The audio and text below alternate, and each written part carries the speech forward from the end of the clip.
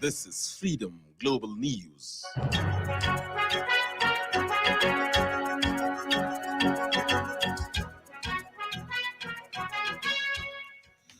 President Muhammadu Buhari to present 2022 appropriation bill. Kano State House of Assembly stops construction of corner shops within Fagi Jumat Mosque.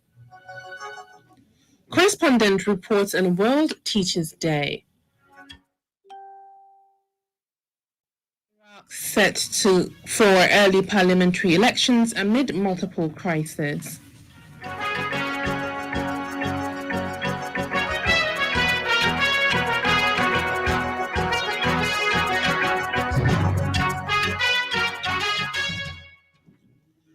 Possessing a permanent voter's card is a duty to all citizens. Please ensure you acquire yours.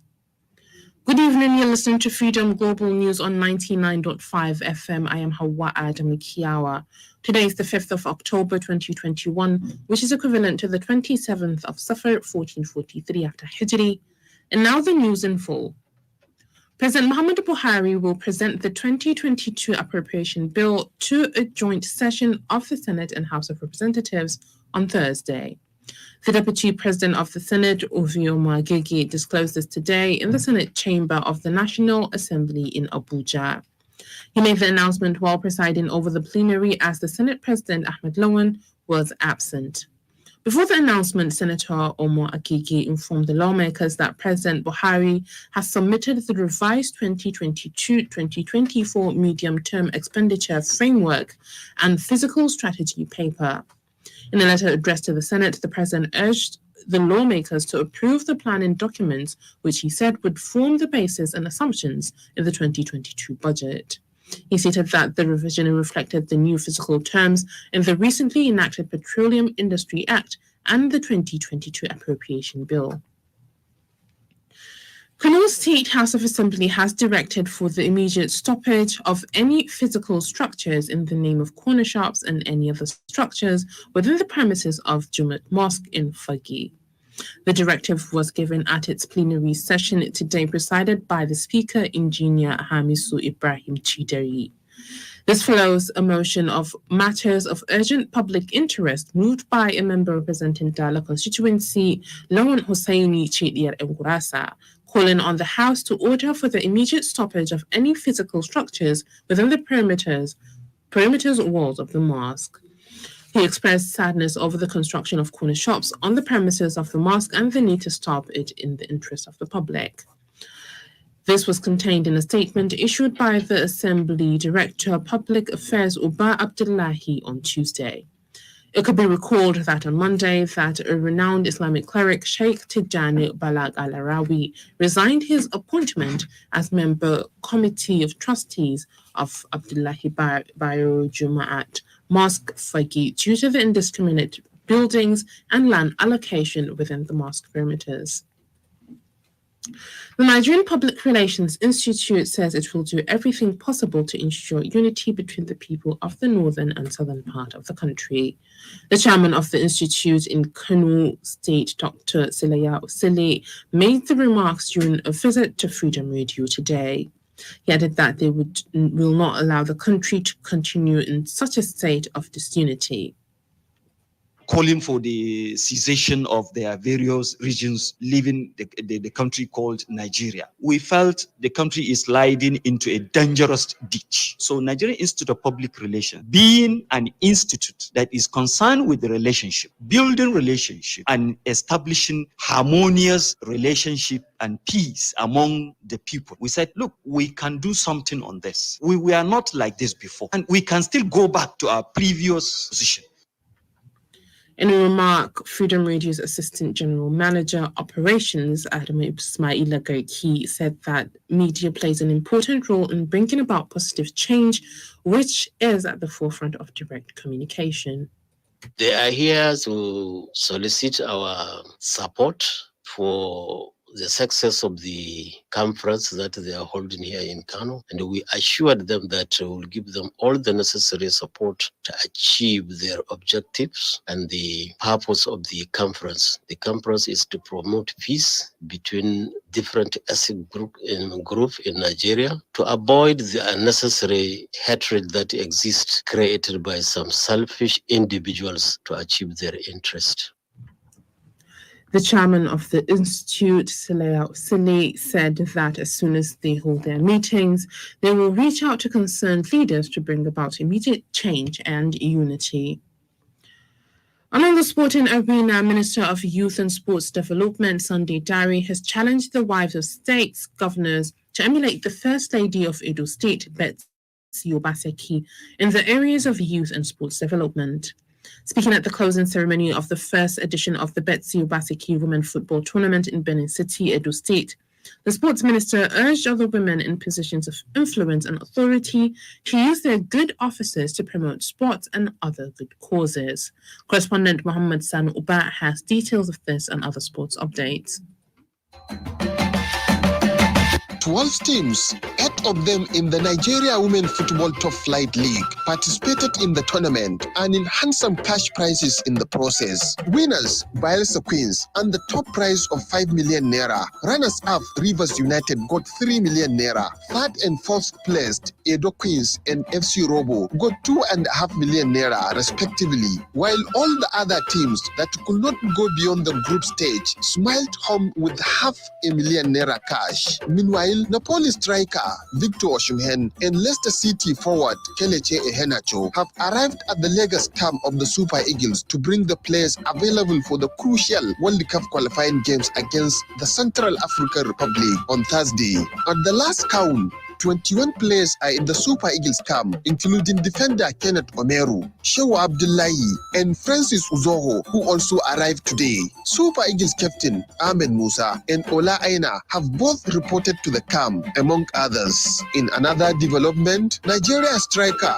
Tayo Awoni has been named in the German Bundesliga Team of the Week for match day 7 after scoring a brace in Union Berlin's 2-1 win over Mainz on Sunday. Awoni scored twice in 4 minutes as Union came from behind to beat 10-man Mainz at the Mewa Arena.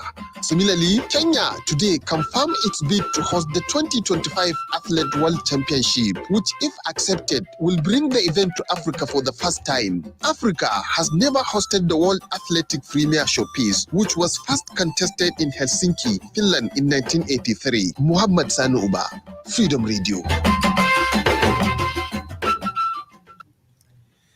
The global news is coming to you from Freedom Radio 99.5 FM. You can send your comments, opinions, and watch us live on Freedom Radio Nigeria on Facebook.com.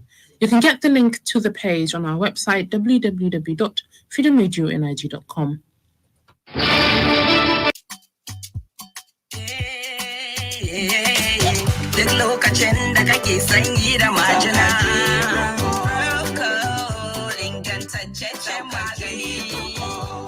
Ingantaccen taimako daga sanyi da majina, duk inda ka tafi, duk inda ka je.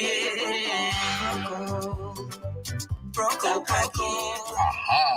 Proco na da paracetamol da kuma phenylephrine, magani mai sokaka daga sanyi da majina cikin minti 20. Proco ta kamfanin Orange Drugs Limited. Idan al'ummomin suka ci gaba bayan kwana 3, ka tuntubi likitanka. Proco ingantaccen magani. Proco, saukake Proco.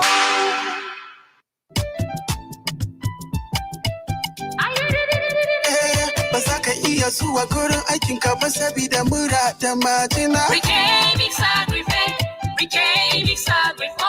Ba za ka iya zuwa gurin sallah ba sabida mura da majina.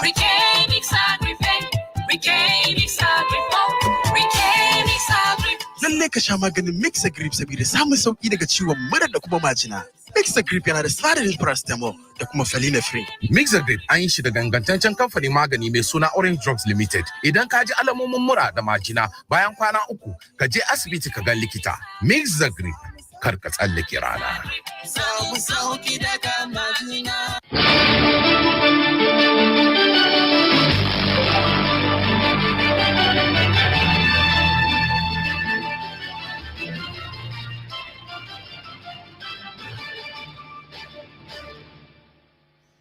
Welcome back. Still listening to Freedom Global News on 99.5 FM. International Teachers' Day is a day set aside by UNESCO to commend teachers for the role they play in education. The day is celebrated to highlight the key responsibilities, rights, and value of teachers, along with considering issues related to teachers and teaching.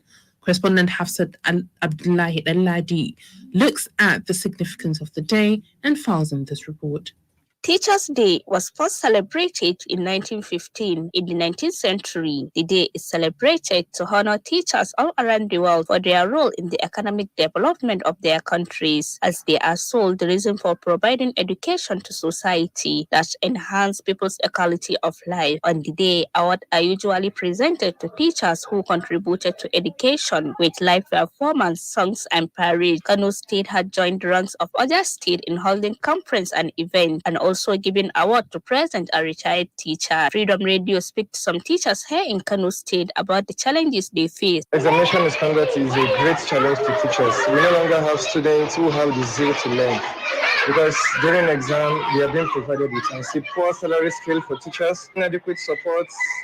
These are some few challenges teachers faces in the classroom. The first one is lack of time for planning, lack of paperwork, performance pressure from school administrators, balancing diverse learning needs, sometimes handle too many masters. They get burned out easily, lack of proper funding, limitation of standardized testing, lack of parental support. The chairman of Kano State Union, Muhammad Abakar Hambali, described the biggest problem facing the union. In fact, the most of the problems that is dealing the teachers in Kano State is nothing other than promotion of our teachers, our teaming teachers. Even though His Excellency, the Governor of Kano State, has promoted over 50,000 teachers in the year 2017, and still a lot have accrued, and we are still appealing to His Excellency to please come to our rescue, come to our aid, and promote the teaming teachers, the teaming outstanding teachers that are looking for promotion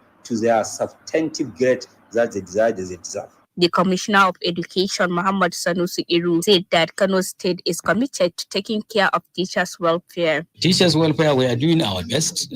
Recently, the Nigerian Union of Teachers has approached the State Ministry of Education, appealing our intervention to see to the success of teachers during the last examination for Teachers Registration Council. Arranged getting approval from His Excellency Induction Course, intensive training. About 14,000 teachers were given that intensive training. And after the examination, about 12 of them became successful. The theme for this year, World Teachers Day, is Teachers at the Heart of Education Recovery.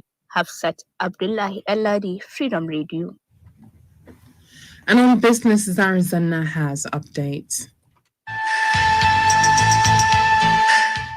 Anticipations of improved half-year earnings and accompanied dividend declarations have continued to spur bargain hunting on the equities sector of the Nigerian Exchange Limited, as investors' wealth appreciated further by 14 billion naira at the reopening of trading for the month of October. Specifically, market capitalization of listed equities increased by 14 billion naira to 20.97 trillion naira, from 20.96 trillion naira reported last week Thursday. Also, the all-share index, which measures the performance of listed equities, also appreciated by 21.88 basis points to 40,243.05 points from 40,221.17 points. Meanwhile, the Executive Vice Chairman, Federal Inland Revenue Service, FIRS, and Chairman, Joint Tax Board, Mohammed Nami, has disclosed that technology wave is one of the key trends impacting tax functions. Nami said this has resulted in the transformation of tax policies, with newer laws on the way because of the new ways of doing business, adding that the digital economy and tax authorities are going digital by adopting digital tax administration.